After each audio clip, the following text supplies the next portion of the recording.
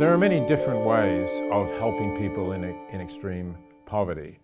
There are reliable organisations. You can find them online. They've been independently audited and assessed. They will use your money very well, very cost effectively, and they will save lives. One way of doing that is to provide cataract surgery for people who have cataracts.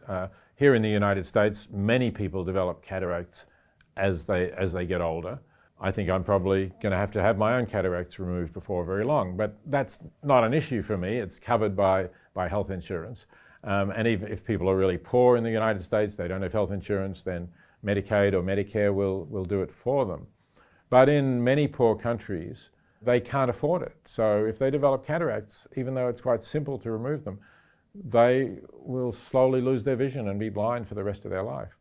There are organisations like the Fred Hollows Foundation and SIVA which will use your donation to do cataract operations in poor countries, and they often have trained people, local doctors, to do them, like Dr. Laureate, who has performed hundreds of thousands of operations.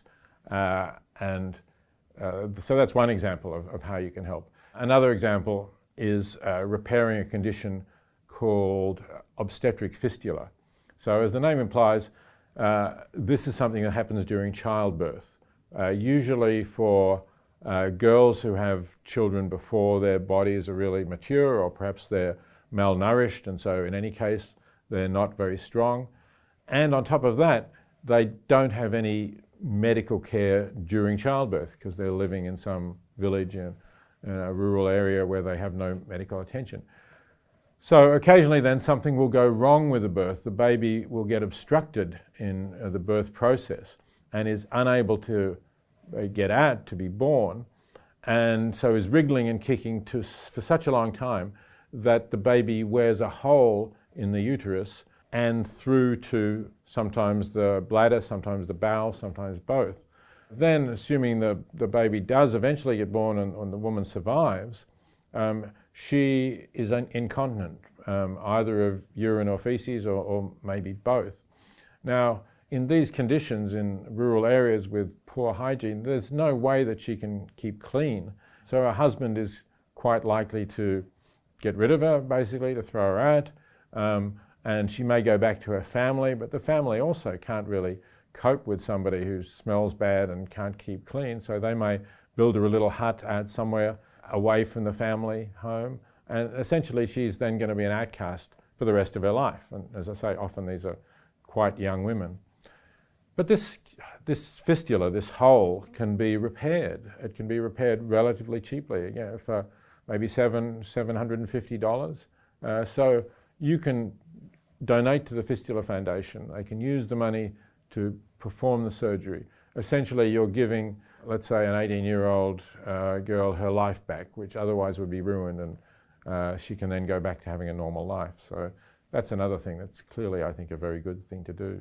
One more example, which maybe in a way goes more to the roots of poverty. There's an organisation called Village Enterprise, which helps people in villages to develop small businesses, small enterprises themselves.